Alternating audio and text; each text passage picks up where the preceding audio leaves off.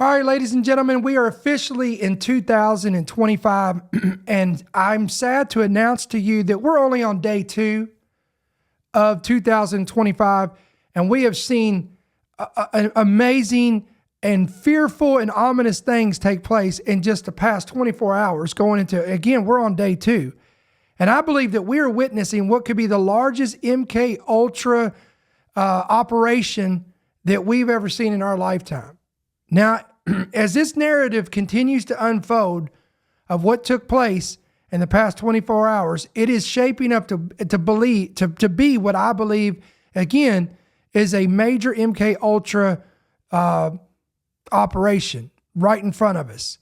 So we're going to talk about all that today.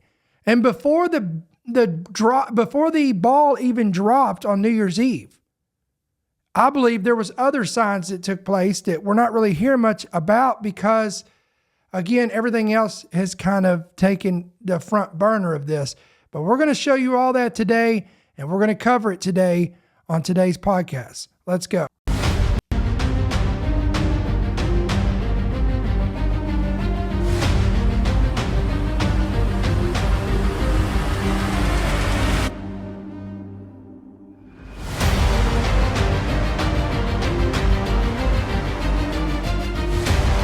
The following program is brought to you by friends and partners of End Time Headlines.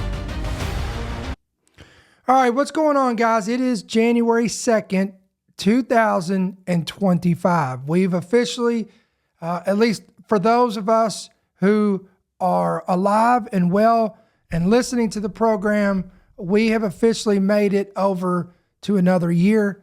Unfortunately, that is not the case for many individuals, at least 15 that we know of in New Orleans, because their lives were tragically snuffed out by what we're being told looks to be an ISIS narrative, a terrorist, homegrown terrorist that an individual, and we'll give all the background on that, and we'll talk more about that. Before we do that, guys, can you do us a favor? Hit that like button.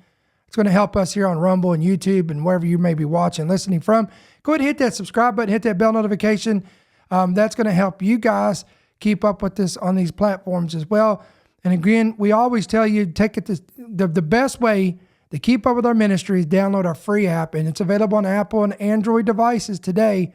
Again, all you got to do is go to your Play Store, whatever that looks like for you, type in End Time Headlines, look for our official ETH logo, and you're going to see that right there on your screen. If you're listening by Apple or by Spotify, just type in the End Time Headlines, download it, hit yes to push notifications, and you'll be squared away. We appreciate you coming on today for the program. If you're new, if you happen to be new to the program, new to the broadcast, in the chat, in the comments, let us know. We would love to hear from you. Let us know where you guys are joining us from and that you are new. We want to welcome everybody on Apple, Spotify, and every platform where in which you're reading and listening to this. So before, as I said at the beginning of this, guys, before the ball even dropped in Times Square, ushering in the new year of 2025 on the Gregorian calendar. Now, we know on the Hebrew calendar, we already entered in. We've been in 2025 since September. On the Hebrew calendar, we went into 2025. But on the Gregorian calendar, which the majority of the world operates in, acknowledges, we officially entered in to 2025. But again, like I said, as I said before the bell ever dropped, or before the ball ever dropped, something very interesting was taking place. On New Year's Eve night, and many of you may know this, many of you may not, there was reported lightning strikes. Now again, this is nothing new. This has happened before, but listen to this. Lightning struck reportedly the U.S. Capitol building. It struck the Washington Monument in Washington, D.C., and the One World Trade Center and the Empire State Building. Let me say that again.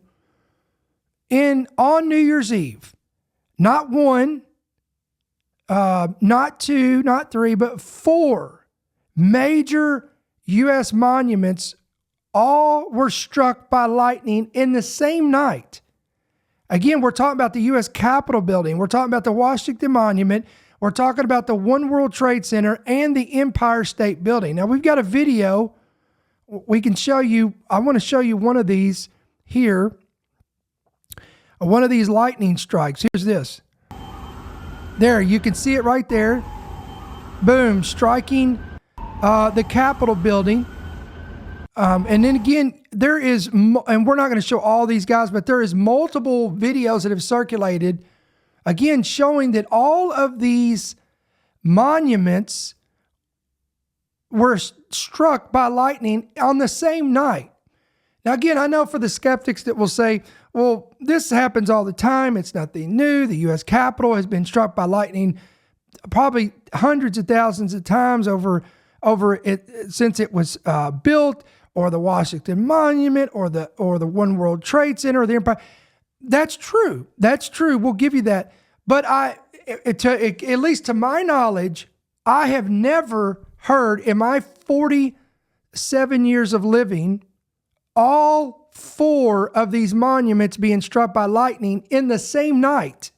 And consequently, it all happened on New Year's Eve as we were on the brink of crossing over into 2025. Now, many individuals who saw this as an ominous sign of things coming into 2025. Now, Trump supporters took to social media and said that this was a divine message that was being sent. Again, this was from Newsweek. U.S. Capitol struck by lightning on New Year's Eve, seen as God's message by MAGA. Now, that's honestly, guys, that's ridiculous. I don't agree with that whatsoever. Now, do I believe it is a sign from God? Very well could be. And he said, well, Brother Ricky, what is the sign? Well, I believe it could be a warning. Now, before you run to the comments to refute that, let's just talk about what has transpired since that event. And again, in the past 24 to 48 hours, we have had some terrible things that has happened in America on U.S. soil consequently. So, as many of you guys already know, there was a terrorist attack that took place on New Year's Eve. If you want to be technical, it was on New Year's Day. It was about, 3, 4 in the morning on New Year's Day on Bourbon Street, where an individual whom, again, the narrative has been created. We're going to show you a video here. We're just going to let them, and again, I'm not saying I agree with this narrative, but we're going to share what information that we're being told, and then we'll dig a little bit deeper in this. More injured after a man in a pickup. At least 15 people dead, dozens more injured after a man in a pickup truck plowed into a New Year's crowd on New Orleans' Bourbon Street. The FBI identifying the suspect as 42-year-old Shamsuddin Jabbar, an Army veteran born in Texas. Cops say he opened fire on police after the truck stopped and was killed in a shootout. Police finding guns, multiple pipe bombs, and an ISIS flag in that truck. The FBI now investigating the mass killing as an act of terrorism as they probe potential ties to terror organizations. They also believe Jabbar may not have acted alone. Meanwhile, the FBI and Harris County Police raiding a location in Houston, Texas last night as they look for more information on the killer and potential accomplices. All right, let's stop. That's a lot to take in right there. So again, there's the narrative, guys. They're saying that this man is part of a larger terror organization, a terror cell group. Now they've expanded their investigations to Houston. This is where this man allegedly lived, where he served in the military. And again, in the beginning, when this first came out, I rode with it for a little bit, but it was and we're going to get into this in just a minute, but it was the Cybertruck explosion that got me.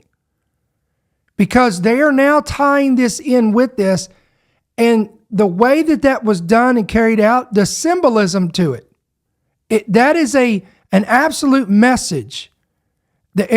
Everybody who has eyes to see, they can see this. So this is why, and we'll get into that more. So let's just listen here and see what they're coming up with here. And we're going to show you some more stuff here. I want to bring in Fox News contributor and former CIA station chief serving in Moscow, Iraq, and Pakistan, Daniel Hoffman. Dan, I'm so grateful that you're with us this morning. Give us your initial assessment of what happened in New Orleans. Well, look, there's still a lot of information that we're waiting for, and I can tell you that based on my experience serving decades at the CIA, our intelligence community, as well as state and local federal law enforcement, they're mounting a full court press right now, not just to do the forensics on this horrific terrorist attack, but to determine the extent to which the perpetrator of the attack might have been involved with some sort of a network that assisted him with planning and with financing, whether there was an overseas connection as well. It looks as though he had a connection with ISIS, and they've enjoyed a lot of open field running in Afghanistan, especially since the Biden administration's chaotic withdrawal back in 2021, where we now lack the capability to find, fix, and finish those targets. ISIS. So we're doing this. We're back on the ISIS narrative again, apparently. Not only has mounted external operations attacks in Russia, and of course there was the attack that was thwarted in Austria against Taylor Swift concert, but online they have a presence, and they radicalize potential followers all over the world. And how's that possible? We can't even get YouTubers, influencers, pastors, anybody that's whistleblowers or people trying to get out information on social media outlets like TikTok or Instagram or Facebook or YouTube or any of these platforms.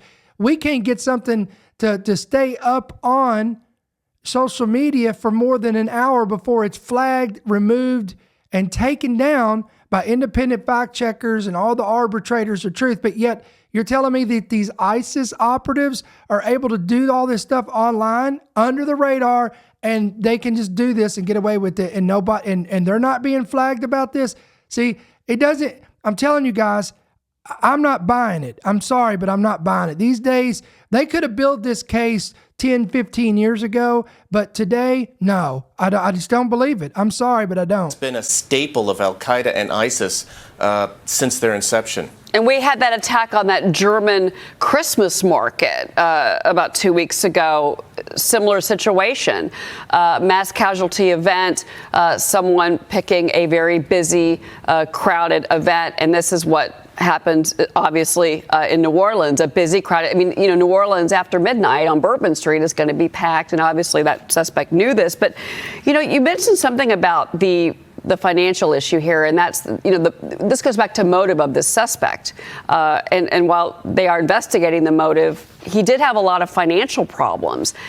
Is that someone that do you think, even though he was born and bred a Texan, an Army veteran, he was in the Army for 10 years, he had a lot of financial problems, reportedly, and that's all coming to light this morning.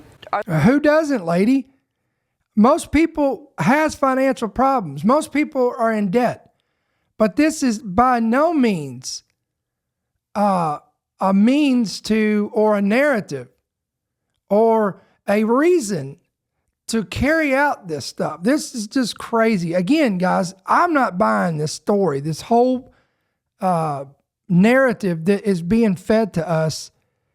Wait till I show you some stuff here in just a minute. Again, this may not build much of a case right now, but when we connect the dots in a minute, again, huge red flags. Are those the types of people that you think are vulnerable to influence from terrorist groups like ISIS?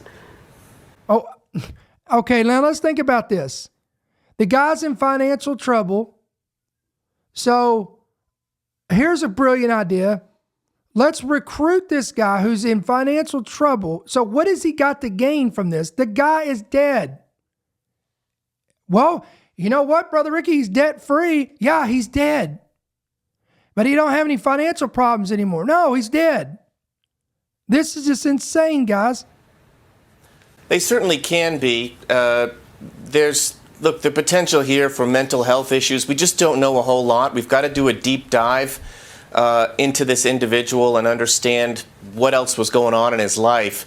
And there's a lot of work being done by the FBI right now, and also by journalists uncovering what sort of life he was leading. But I want to get back to the the tactics involved here, because you're right to call out the truck used here to launch this horrific attack. Yes, they've been used in the past in Berlin, in Nice, and in Wisconsin. There's no training involved here, and Al-Qaeda, through Al-Qaeda in the Arabian Peninsula online magazine called Inspire back a decade ago, encouraged their followers to use exactly that tactic at mass casualty events like this, and that's something that we have to be absolutely focused on in the future. Well, there was a similar event here in New York City on the west side along the Hudson River. And again, it was someone that was inspired by terrorist ideology. Let's talk about the incident in Vegas because a Tesla Cybertruck exploded. Right. Here we go. Now we're going to get into something here. Let's see what they say. And I've got another video after this in just a second. Also yesterday, outside Trump International Hotel there, 20 seconds after it pulled up to the entrance. Now, police say the person in the vehicle was killed, at least 7 bystanders hurt. The car reportedly was full of gasoline, camp fuel containers, and large fireworks. Now, authorities say they do know who rented the vehicle, which was acquired in Colorado, but they're not publicly identifying that person yet. Oh, we've got that. We've got the person who did it. So we're going to tell you who did it. Both the New Orleans attacker and the suspect in the Vegas explosion used the car rental app Turo. Here we go.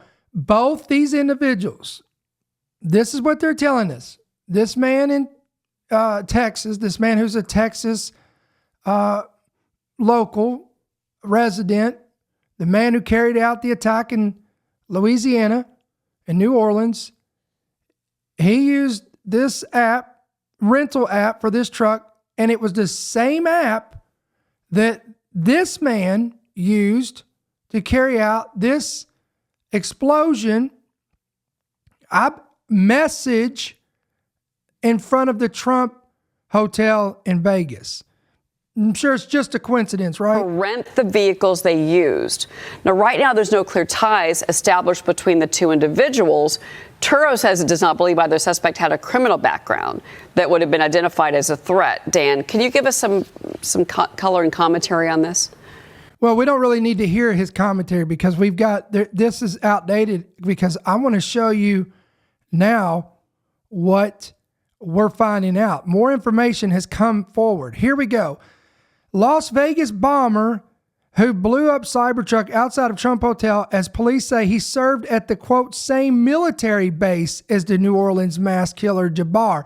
So not only did he use the same rental app, but he also served at the same military base. Now, I want to show you something here real quick. Now, here are the two suspects. The one that you're looking on your screen, on the man on the right here is Jabbar. This is the guy that carried out the attack in Louisiana. This man on the left, who is, again, look carefully, because we're going to go back to this, but take a close look at this man, because they are now saying that these two are connected. Both served at the same military base. Both used the same truck rental app. And so the narrative is being formed that these individuals work together and conspire together to carry out what was carried out. Now let's go back to this report. The bomber who blew up a Tesla Cybertruck outside of the Trump International Hotel in Las Vegas has been identified as Army veteran Matthew Livelsberger. I believe that's how you pronounce it. Livelsberger or Berger, however you pronounce it. It might be Livelsberger. Although officers have not publicly named this individual, 37 years of age, as the bomber, senior law enforcement sources confirmed his identity. This man served over 19 years in the Army, 18 of which were spent with special forces, according to his LinkedIn profile. His current role was listed as a remote and autonomous systems manager, which he had been in just for 3 months. A Colorado townhome associated with this individual was raided by the FBI late Wednesday night. Agents with the Bureau of Alcohol, Tobacco, Firearms, and Explosives were brought in to assist. The suspect bomber was raised in Ohio. Excuse me. The suspect bomber was raised in Ohio, moved to Colorado Springs as an adult, and had reportedly been linked to several addresses in the city, including one searched by investigators. He is suspected of renting the Elon Musk-owned Cybertruck in Colorado Springs via the Turo app and driving it across the border to Nevada on Wednesday morning, stopping at various charging stations along the route. Law enforcement services revealed that Livelsberger, or Berger, whatever, how you pronounce his name, who died Wednesday in the explosion outside of the hotel, had previously served at the same military base, there it is, as the New Orleans terrorist Din Jabbar. Police have not confirmed if the pair were known to each other. Jabbar, who had allegedly pledged himself to the Islamic State, rammed a pickup truck, again bearing the ISIS flag. Again, the whole narrative. Again, guys, the whole narrative is there. It's formed. Okay, killing at least 15 and wounding dozens. The FBI has said it does not think Jabbar, 42, was solely responsible. We're going to talk more about that in just a second as well. For the Bourbon Street attack, authorities are conducting a number of court-authorized search warrants in New Orleans and other states and investigating his potential associations and affiliations with terroristic organizations. Again, the explosion took place at 8:40 a.m. in the hotel's valet area. Surveillance footage showed the truck sitting outside the front entrance. Seconds later, the entire $80,000 vehicle blew up in a fiery blaze with its roof going up in flames first. And then they just give details on this. Now, here is the thing. This is the thing that got me, guys.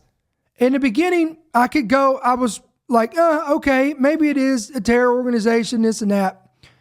But this, I want to show you this right here. Look at this image that you're looking at on your screen. I know you guys are listening by Apple or Spotify, can't see this, but here you have a Tesla Cybertruck, which was manufactured by Elon Musk, who is now pretty much Donald Trump's right-hand man.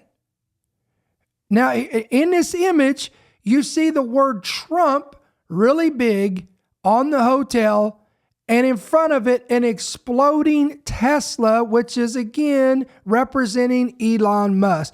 Guys, listen to me. This was well coordinated, and it is a message. Now, but who it's from, I don't believe it's from Al-Qaeda.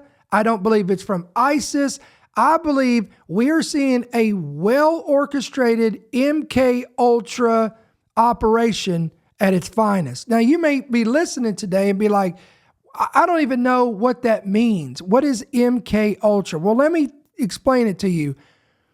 MK Ultra was a covert CIA program officially known as Project MK Ultra. It was initiated in the 1950s and continued through the 60s. The program aimed to develop techniques and substances for mind control, interrogation, and behavior modification. It involved experiments that tested the effects of drugs, hypnosis, sensory deprivation, and psychological manipulation on human subjects and trials, often without their knowledge or consent. I want to say that again. This program was used on individuals oftentimes without their knowledge or consent. Now let's just go with the mainstream narrative. Here you have two individuals, one in which they are telling us had financial troubles. They're saying that he was mentally unstable. He had they're building the case, and he converted to Islam allegedly. And of course, by the way, he got the ISIS flag on the back of his truck. Where do you even get an ISIS flag? I don't know. Maybe you can get it on Amazon. I wouldn't doubt it. It's amazing. You can't find a book on Amazon that tells us where babies come from, or that there's only two sexes, but apparently you can get an ISIS flag. I don't know. Who knows anymore? It's a bizarre world that we live in. Then now we have another individual who served in the military, who I am sure as this thing unravels, I'm already expecting them to tell us that he also had mental instability. He had, there was probably some motive for him to do this. So here you have two individuals who are vulnerable mentally, emotionally, and there is again, it is a known thing. This is not a conspiracy. There is a covert CIA program that has existed since the 1950s that is able to control minds, behavior modification, and many individuals, subjects, guinea pigs, victims were used without their knowledge or consent. So everything is ripe for such an event. Now, we do have a video here, and I'm going to go back to this thought of this MK Ultra. Let's pull up let's watch this video, because they're going to talk more about these two events together. Let's see what they're going to say. This one is probably one of the most recent videos we've had. President Biden saying that officials are now investigating whether there is a link between the deadly terror attack in New Orleans and the Tesla Cybertruck explosion that happened outside of Trump International Hotel in Las Vegas. This is some new video of that explosion. You see it there outside the Trump Hotel. The driver of that vehicle was killed. 7 others were injured. And we now know that that Cybertruck was rented in Colorado. We are learning from our John Miller that according to multiple law enforcement officers, this person who died in this attack, the driver of the Cybertruck, has a military background. Now, authorities say they do know the name of this driver, but they are not releasing this person's identity until they notify the next of kin. But they did say that this person rented the Cybertruck in Colorado via Turo, drove the Cybertruck down to Las Vegas, and was in Vegas for about an hour before it pulled in front of Trump Tower in the valet area when that explosion happened. We were able to see video that they released that shows the explosives that were contained inside. Right there, you can see the Tesla bed, the Cybertruck bed. Oh, wait till we show you what officials have allegedly found in Virginia. We're going to show you that in a minute, too. And some of those explosives included fireworks, gas tanks, and camping fuel. And all of that was connected to a detonation device that was controlled by the driver. Now, what's incredible that the sheriff pointed out is that the explosion was really contained to the Cybertruck because of the way that the Cybertruck is built. Apparently, the explosion went upwards, not outward. And so none of the glass at the Trump Tower was broken. 7 people were injured with minor injuries, but all of them are okay and they have been released from the hospital. Now stop. This was not an attack against Donald Trump. Donald Trump wasn't even there. So I want you to think about this. This was not an attack against Donald Trump. They were not trying to take out Trump. This was not another attempted assassination of Trump. This was a message. Now again, the key is we're on our own, guys. I'm not waiting on the FBI, the CIA, and all these 3-letter agencies to tell me and to tell us their official narrative of who it is. They're already building the case. This is ISIS. This is Al Qaeda. This is a terrorist network. I mean, they're doing this all over again. It's almost like they're playing these cards again. You know, fool me once, fool me twice. Fool me once, shame on you. Fool me twice, shame on me. Again, are we going to do this again? They're playing these cards again. We're going to get the deck out. Let's use the ISIS card again. Then while you're at it, let's get the bird flu in here. Let's get the pandemic card. Let's get it ready. Let's get it warmed up. Let it get it on deck, because that's probably going to be played in 2025. Come on, guys, wake up. Wake up. I don't care. Look, call me what you want, but I think people are finally opening their eyes and waking up. Now, Las Vegas police believe this was an isolated incident. They are not willing to say at this point that it is connected to the New Orleans incident, but they are investigating. And it is unusual that both drivers did use the Turo app to rent those cars. So obviously this is part. And both individuals served at the same military. For the investigation, we did really receive a statement from Turo tonight that says they're cooperating. They also said that neither of the drivers had a criminal background that would alert them as a security threat. Of Brianna? course. Yeah, lots of questions here. Veronica, thank you for that. With us now, former FBI Deputy Director Andrew McCabe. We have former Assistant Secretary of Homeland Security, Oh, here we go. Juliette Kayyem, and former Boston Police Commissioner Ed Davis with us. Andy, you have President Biden confirming tonight officials are investigating whether there's a link between these two attacks. So we've talked about some of the similarities. What are the things you're looking at that could point in that direction? Well, so far, Brianna, we have two Now, I know we're going to listen to this, but I got to cut this off. I got to interject something here. These are the same people that when this took place in Louisiana on Bourbon Street, New Orleans, remember when it first happened, they said, this is not a terrorist attack. Remember, they come out and said that right off. But then, in my opinion, it was so blatantly obvious that it was that they had to retract what they said.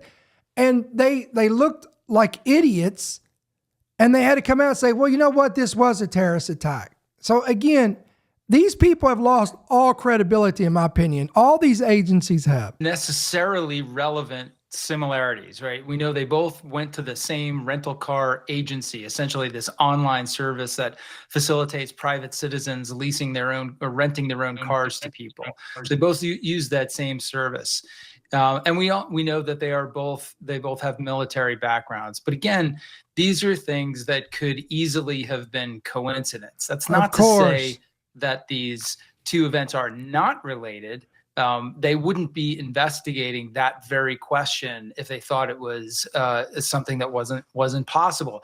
And if it turns out, and again, this is a big if because we don't know that at this point, but if it turns out that these two individuals knew each other, then we have a very significant issue on our hands here.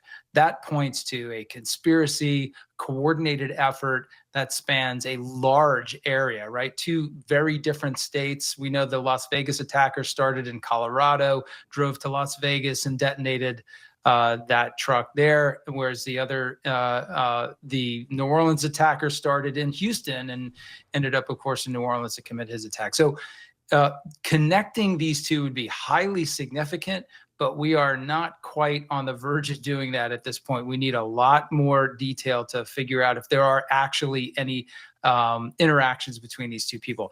Law enforcement has many resources, intelligence resources, law enforcement resources at their disposal that they can push against to see if there are any indicators that. I'm sure they're doing exactly that tonight. Yeah, and Juliette, according to our John Miller, both the alleged Vegas perpetrator here and this New Orleans suspect, as Andy mentioned, had military backgrounds, so they both appear to be veterans. Both electric vehicles, both rented on Turo, as Andy also noted there. Explosive devices in both. I think we should note that, although the suspect in New Orleans was not able to detonate them before police took him out.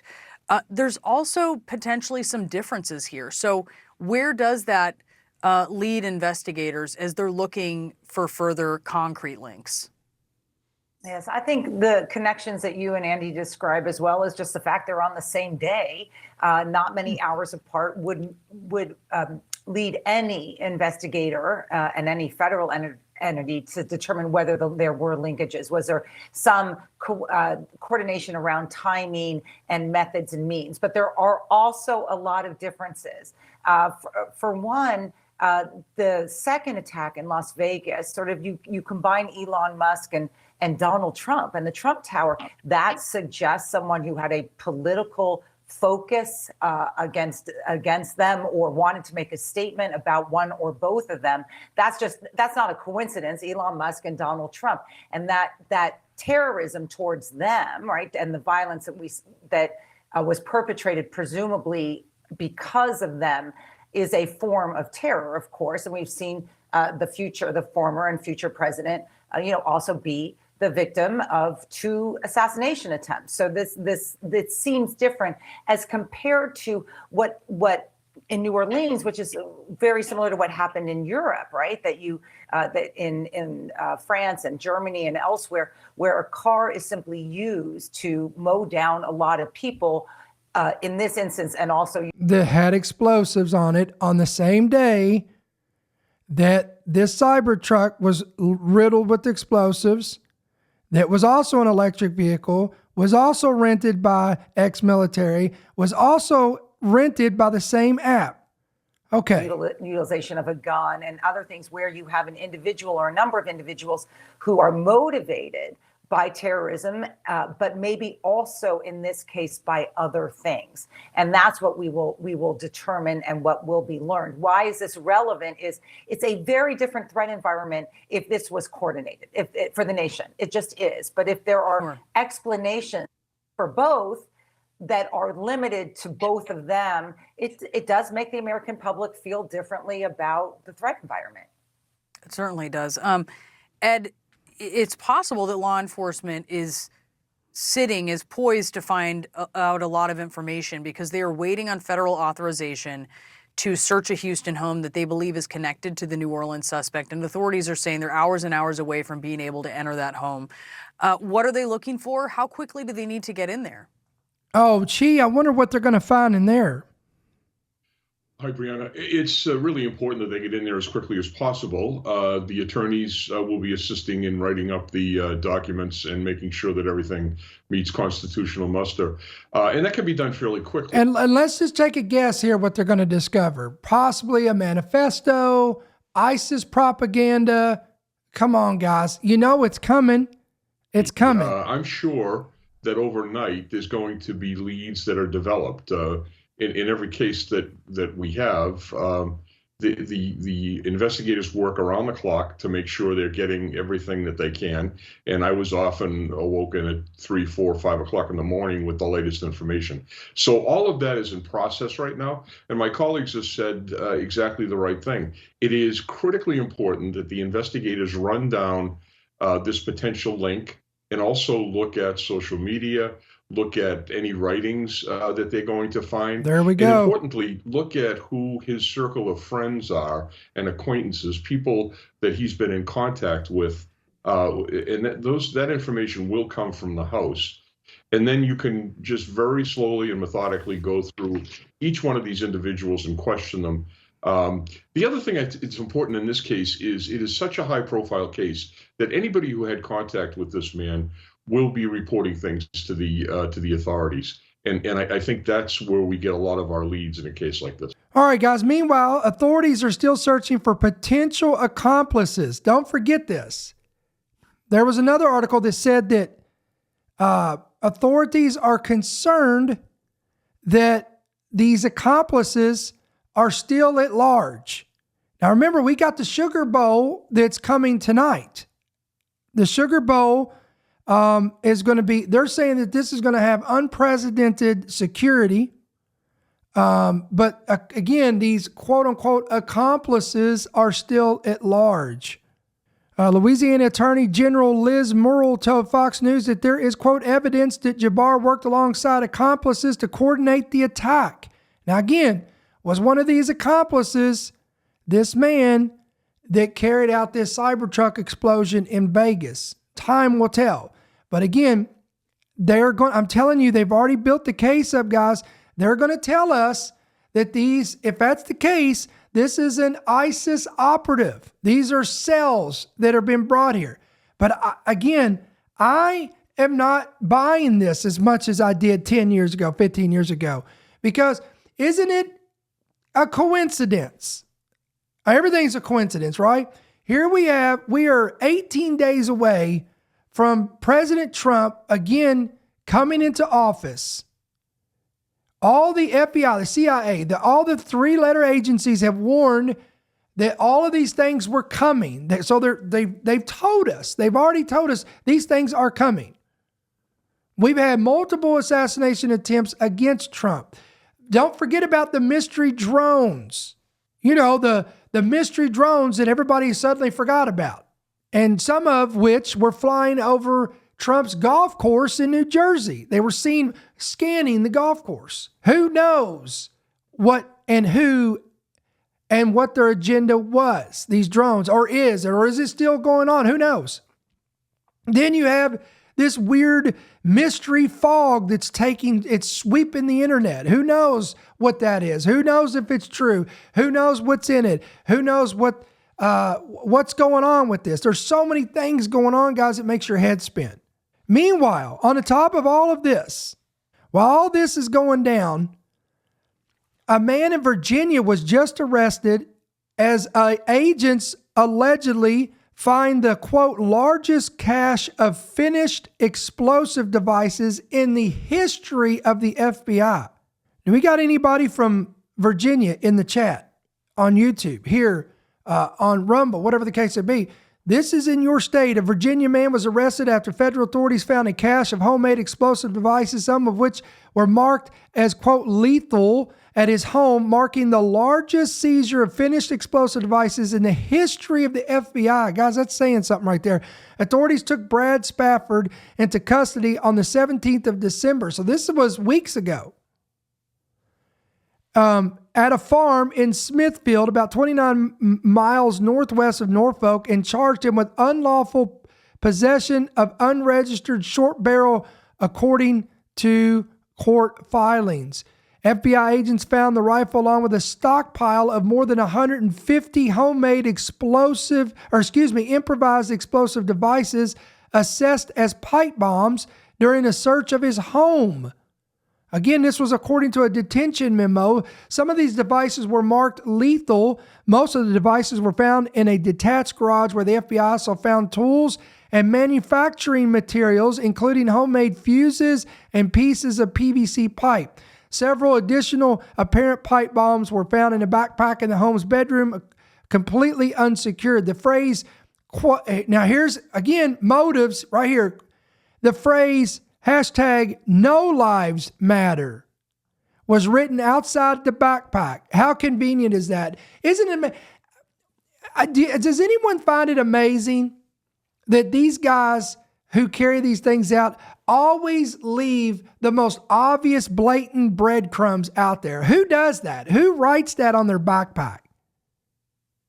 I mean, seriously. Well, brother, a mentally ill individual could do that. Yes, someone who's vulnerable for influence, brainwashing techniques. Prosecutors said that, quote, no lives matter follows an extremist ideology. There it is. And promotes mass killings, criminal activity, and targeted attacks, and has historically encouraged followers to engage in self-harm or animal abuse. Again, this was the New Jersey Office of Homeland Security and Preparedness said. The memo also states that Spafford lived at the home with 2 young children. Spafford allegedly told authorities that he kept in his freezer a jar of an explosive material that is so unstable it can explode as a result of friction of temperature changes.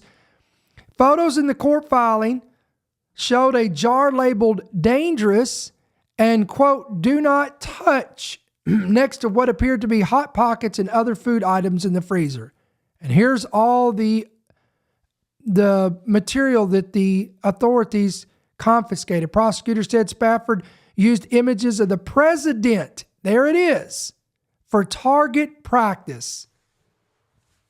Guys, again, so here's a guy in Virginia, had a cache of weapons that made history, largest in FBI history, lives with children, has no lives matter on his backpack, and is a Trump hater. How? Of course it is. Of course. He expressed support for political, there it is, assassinations, and recently sought qualifications in, quote, sniper shooting at a local range. They argued that his release poses an extreme danger to the people he lives with, the community, and the patrol officers who will be tasked with periodically inspecting his residence for firearms, including dangerous and unstable explosives, the memo says. An attorney for Spafford did not immediately respond to requests for comment. The investigation into Spafford began last year when a source told authorities that Spafford had disfigured his hand while working with a homemade explosive device. So apparently this was a neighbor that reported this guy. And again, let me go back to this. I want to read this again. Let's talk about this. This Project MK Ultra, again, was created in the 1950s. and it continued for over a decade. Now, some will say, well, this doesn't no longer exist anymore. I absolutely do not believe that. I believe this still exists today. I still believe it's in operation, and I believe we've seen it used over decades now.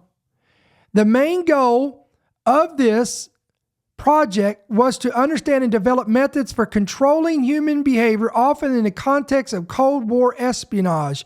The program sought to create techniques for interrogations and the potential programming of individuals as agents.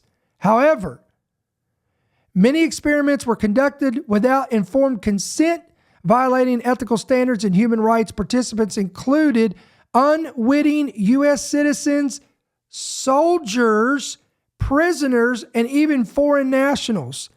Now, there is much speculation that if this project is still in operation, then there is U.S. citizens, there is soldiers, and there's other victims that can fall prey to this type of project, this type of technology, this type of invention that they've created to do this, to alter minds, to control individuals' behavior, and watch this, conveniently groom them to carry out agendas. Guys, I am deeply concerned. If y'all remember, before we ever went into the New Year's, I said that there was 3 main timelines that I was concerned with. And they were during Christmas Eve and Christmas, which we got through that, praise God. I said New Year's Eve, and look what happened here on New Year's Eve, New Year's Day. All of that in that same 24-hour span. The next one is January 20th. Now, I want you, again, sit back, take a deep breath, think about everything we're talking about here. Think about, these are individuals that we know of that were being told that have been put into custody. This doesn't include all the individuals out there that we have no idea about. Some of these individuals, they're already telling you guys that there are perpetrators, plural tense, accomplices, plural tense, that are at large and loose in New Orleans, possibly Texas, possibly Nevada, possibly Virginia, possibly New York, New Jersey. Who knows? Who knows what they're going to do? Who knows what their agenda is? Who knows who's pulling the strings? Now, again, you have a choice. You can sit back and you can believe the official narrative that we're being told. I mean, it's not like there's not a history of inconsistencies and cover-ups, or we keep our head on a swivel. We be prayed up under the blood of Jesus and use wisdom, my friend. Goodness sake, use wisdom. If you don't have to be in large crowds, don't be in large crowds. This is why I don't travel much. Well, you're living by fear. No, I'm using wisdom. I go places that I need to go. I take trips with my family. I go on vacation, but I also go places that most people don't, because I don't like big crowds of people. Never have. It's just my personality. It's not about fear. It's about who I am. It's about my personality. I'm not a big crowd person. When I lived in Kentucky, we had what was called Thunder over Louisville every year. It was around Derby, and they had fireworks, and they had airplane shows, and they had this, and there would be hundreds of thousands of people that would pour into Louisville. And I said, no, thank you. I do not want to be near that. No. Especially as I've gotten older. I like being at home. I enjoy it. I like knowing where my family is. I know where my kids are. I know where my wife is. I know, again, you got to do what you got to do. But I'm just telling you, friends, we're living in dark times, perilous times, and we're only on day 2. Day 2, not month 2, day 2 of 2025. We're 18 days away from the inauguration of Donald Trump. We Was that an ominous sign with 4 monuments being struck by lightning on the same night on New Year's Eve? Was that a sign to us saying things are going to get very treacherous in 2025? And this doesn't include the Middle East. It doesn't include things going on in Europe. And I'm going to leave you with this because, again, as I said before, it's almost like they're pulling out the old deck of cards and they're playing these cards again that were played out. The ISIS card. And now I believe 100%, guys, and we've talked about this, one of these cards that they got on deck is this bird flu thing. This could be, and again, I'm only echoing what these quote unquote experts from the infectious disease and the CDC and the World Health Organization, all of them are saying. They're saying that this could be the next pandemic. And again, they played that card. There was a trial run with the last pandemic to see how far it would go, to see what would be pushed, to see how tyrannical and dystopian that these governments can be and get away with. So they've tested that. The new technology that's come out, they're using it to their advantage. The stage is set for the next pandemic. So I said all that to say this. Be prayed up, be vigilant, keep your head on a swivel, because again, we're in dark times. This is not to bring fear, but it's to bring information. It's to inform you and not to make you afraid. Okay? We're not spreading fear. We're again bringing you information that you can act upon by keep prayed up, keep under the blood, and use wisdom. Keep your eyes peeled, look around, use wisdom. If by all means, I'm just telling you, I personally would not be found in these large crowds like this, in this type of environment that we're living in. So listen, endtimeheadlines.org, endtimeheadlines.com. Again, guys, our main app is available on Apple and Android. Please go download it today. Hit yes to push notifications. This is how you're going to keep up with this and all of our information.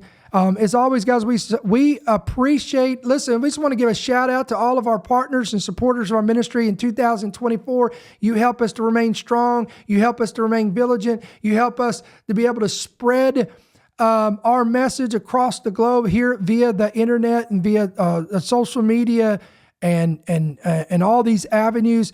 And again, we are a partner-supported and funded ministry. We do not sell any products, no merchandise. The app is free. The website's free.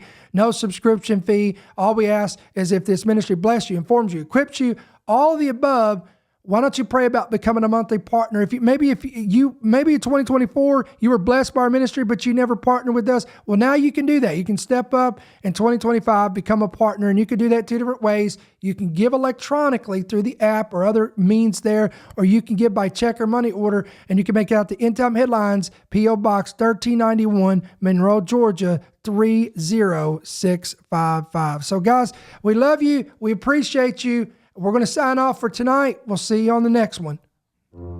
Thank you for listening to the End Time Headlines podcast. We pray that you've been blessed and equipped by today's message. For more information about how you can help partner with our ministry, please visit endtimeheadlines.org.